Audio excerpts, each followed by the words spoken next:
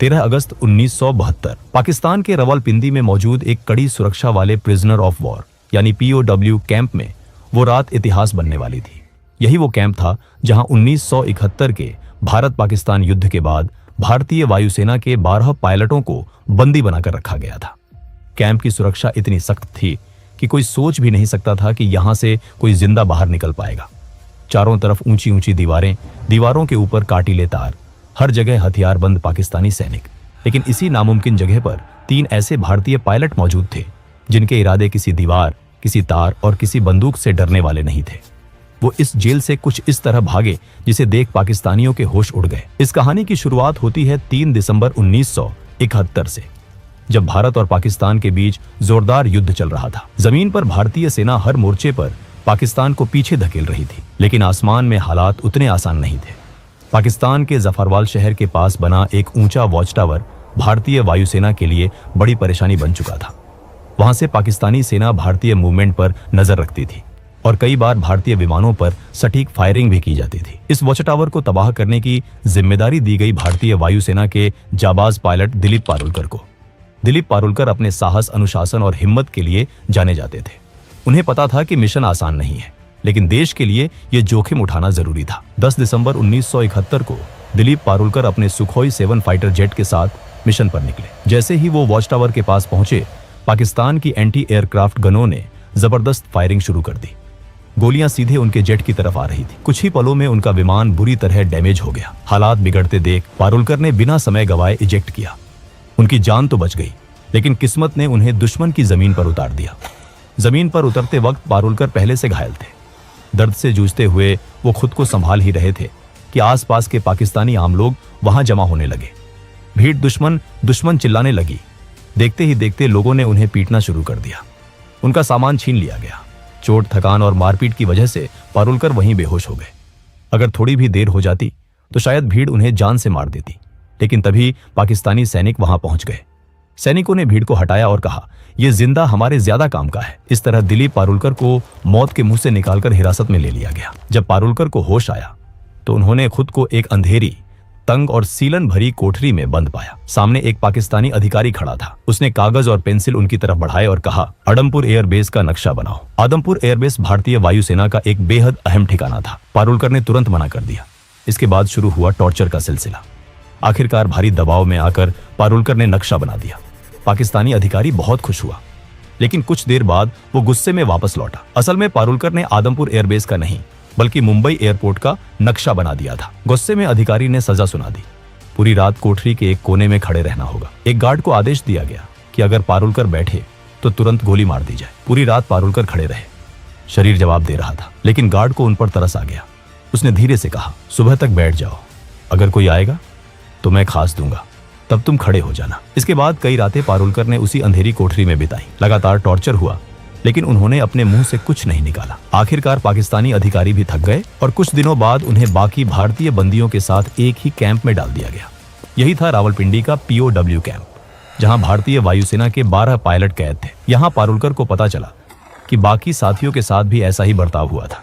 सबने दर्द सहा था, लेकिन किसी का हौसला नहीं टूटा था। इस कैंप के इंचार्ज थे उस्मान हामिद। वो भारतीय पायलटों के साथ सम्मान से पेश आते थे। हालांकि कई पाकिस्तानी अधिकारियों को ये बात बिल्कुल पसंद नहीं थी। उसी उस्मान हामिद ने भारतीय पायलटों को एक कैसेट प्लेयर और एक एटलस दिया।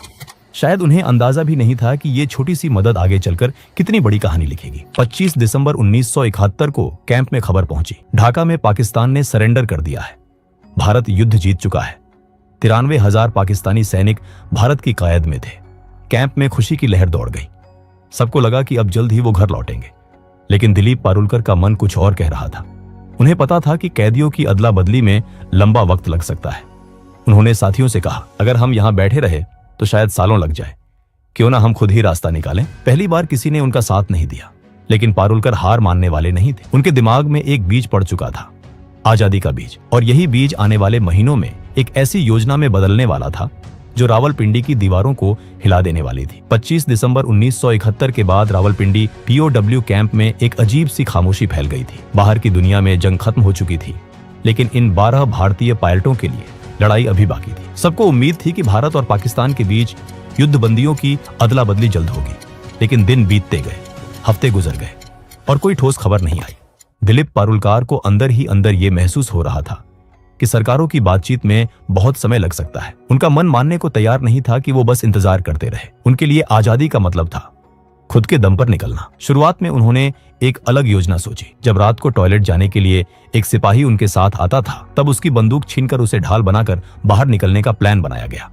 लेकिन ये रास्ता बहुत जोखिम भरा था। काफी सोच विचार के बाद पारुलकर ने यह प्लान खुद ही छोड़ दिया। समय बीतता गया, कई महीने गुजर चुके थे, लेकिन भारत सरकार की तरफ से कोई हलचल नहीं दिख रही थी। इसी दौरान कैंप में मायूसी बढ़ने लगी। तब पारुलकर ने एक बार फिर अपने साथियों से बात की। इस बार दो लोग आगे आए, MS ग्रेवाल और हरीश सिंह जी। तीनों ने तय किया कि अगर किस्मत ने मौका दिया है तो वो उसका इस्तेमाल जरूर करेंगे। अब शुरू हुआ असली प्लान। सबसे पहले उन्होंने कैंप के इंचार्ज उस्मान हदीद द्वारा दिए गए एटलस को ध्यान से पढ़ना शुरू किया। रात रात भर वो नक्शे देखते, रास्ते समझते और संभावनाएं तलाशते। प्लान साफ था। जेल से निकलने के बाद सीधे भारत पाकिस्तान बॉर्डर जाना बहुत खतरनाक था, क्योंकि युद्ध के बाद वहां सुरक्षा बेहद सख्त थी। इसलिए उन्होंने तय किया कि वो पहले अफगानिस्तान की तरफ जाएंगे और वहां से किसी तरह भारत पहुंचेंगे। अगला कदम था सही सेल चुनना। उन्हें ऐसा सेल चाहिए था जो कैंप की बाहरी दीवार के सबसे पास हो, जहां गार्ड कम आते जाते हों। काफी निरीक्षण के बाद उनकी नजर पड़ी सेल नंबर 4 पर, लेकिन उस सेल में शिफ्ट होना आसान नहीं था।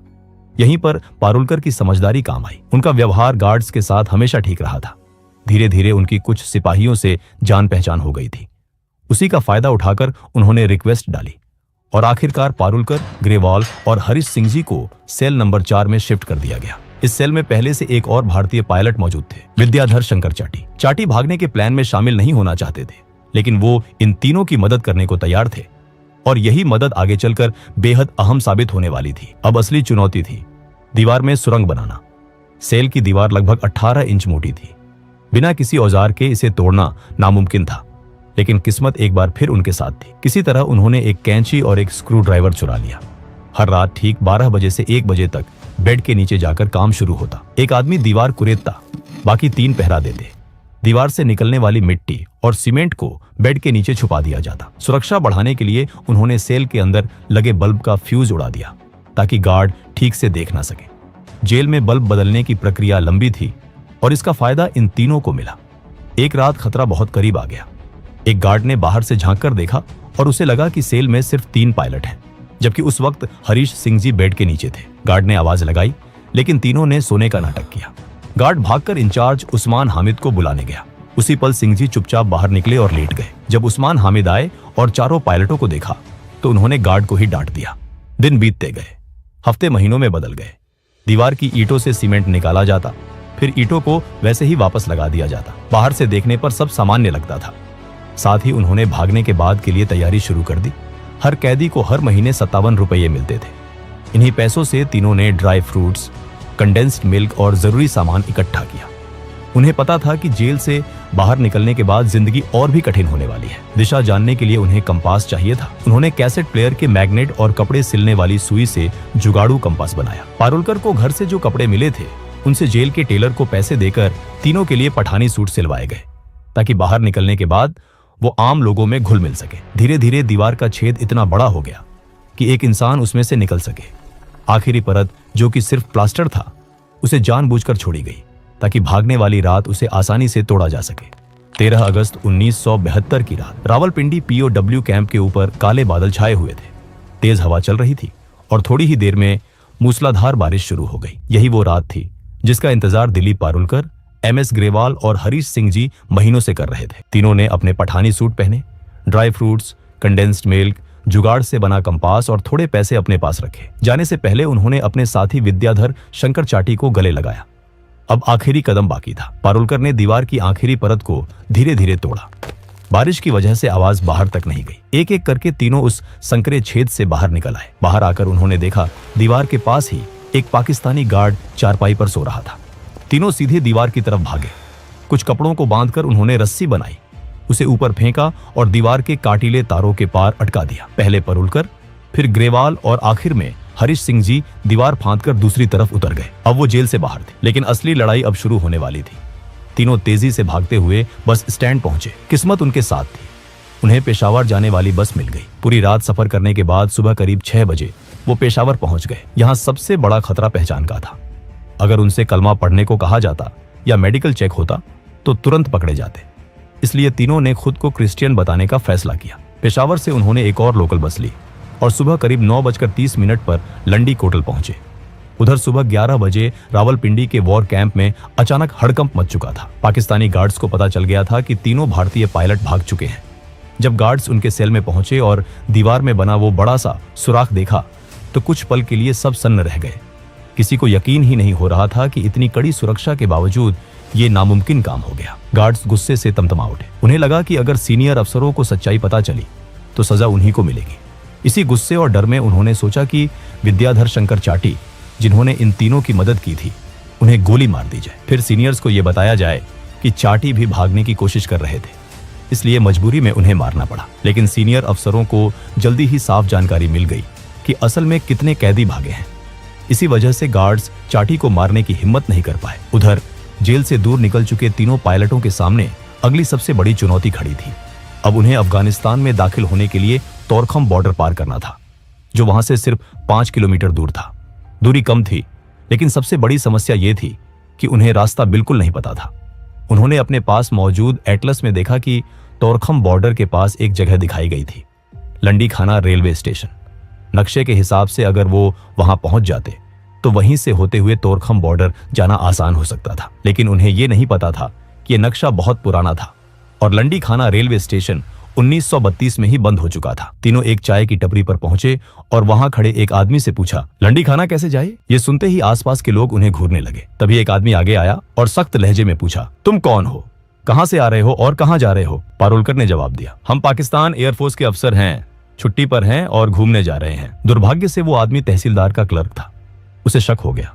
उसने कहा, यहाँ इस नाम की कोई जगह नहीं है। भीड़ बढ़ने लगी। उस आदमी ने ताना मारा, तुम तीनों बंगाली हो ना, अफगानिस्तान भाग रहे हो? ग्रेवाल ने हंसते हुए कहा, क्या हम आपको बंगाली लगते हैं? लेकिन शक और गहरा गया। तीनों को पकड़कर तहसीलदार के पास ले जाया गया। वहां भी उन्होंने खुद को पाकिस्तानी एयरफोर्स अफसर बताया, लेकिन तहसीलदार ने भरोसा नहीं किया। आखिरी दाव खेलते हुए पारुलकर ने कहा, हमने अपने वतन के लिए खून पसीना बहाया है। अगर आपको भरोसा नहीं है तो पाकिस्तान एयरफोर्स के एडीसी उस्मान हामिद से बात करवा दीजिए। पारुलकर को लगा था कि इससे वो बच जाएंगे, लेकिन यही बात उनकी सबसे बड़ी गलती बन गई। तहसीलदार ने तुरंत उस्मान हामिद को फोन किया और दिलीप से बात करवाई। दिलीप को बात करनी ही पड़ी। इसी पल उस्मान हामिद को समझ आ गया कि तीनों वही भारतीय पायलट हैं जो रावलपिंडी कैंप से भागे हैं।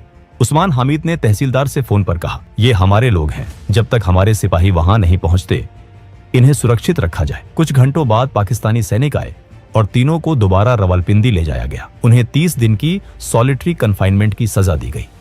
इसके बाद सभी भारतीय पायलटों को रावलपिंडी से हटाकर फैसलाबाद की जेल भेज दिया गया, जहां 500 से ज्यादा भारतीय POWs रखे गए थे। इसी दौरान भारत और पाकिस्तान के बीच युद्ध बंदियों की अदला बदली पर बातचीत तेज हो गई।